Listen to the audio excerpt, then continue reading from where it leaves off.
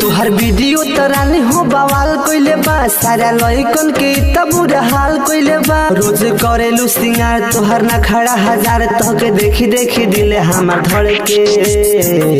तू हो बड़ा घर के जमाने तुहर फड़ के मरा तारे लड़के तू हो बड़ा घर के तू हो बड़ा घर के DJ Amit Tiwari Asian recording studio Jagdal बाजार। तू हो बड़ा घर के भइल तोहरो दीवाना ई जहान रनिया कबले हमरो पुरैबू अरमान धनिया भइल तोहरे दीवाना ई जहान रनिया कब हमरो पुरैबू अरमान धनिया ना कर तू इनकार मानवतिया हमारे तहार रूपावा तरानी चमचम के तू हो बड़ा घर के जमाने तुहर फड़ के मरा तारे लड़के तू हो बड़ा घर के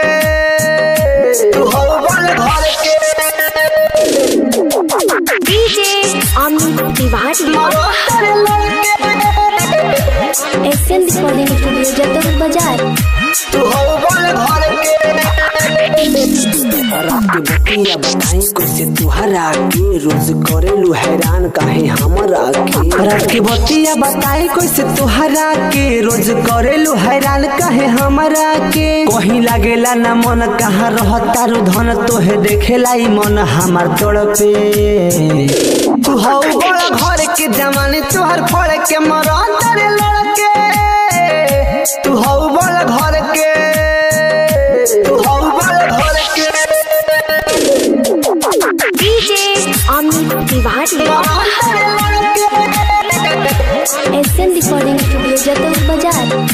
तू हो बड़ा घर के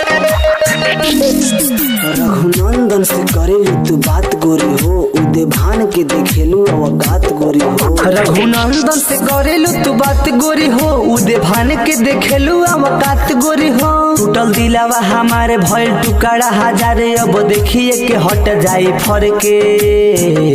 तू हो बड़ा घर के जमाने तुहर फड़ के मरा तारे लड़के तू हो बड़ा घर के तुहर वीडियो तराले हो बवाल कोइले बा सारा लइकन के त बुरा हाल कोइले बा रोज करेलू सिंगार तुहर ना खड़ा हजार तोके देखी देखी दिले हमार धड़के तू हो बड़ा घर के जमाने तुहर फड़ के मरा तारे लड़के तू हो बड़ा घर के तू हो बड़ा घर के एशियन रिकॉर्डिंग स्टूडियो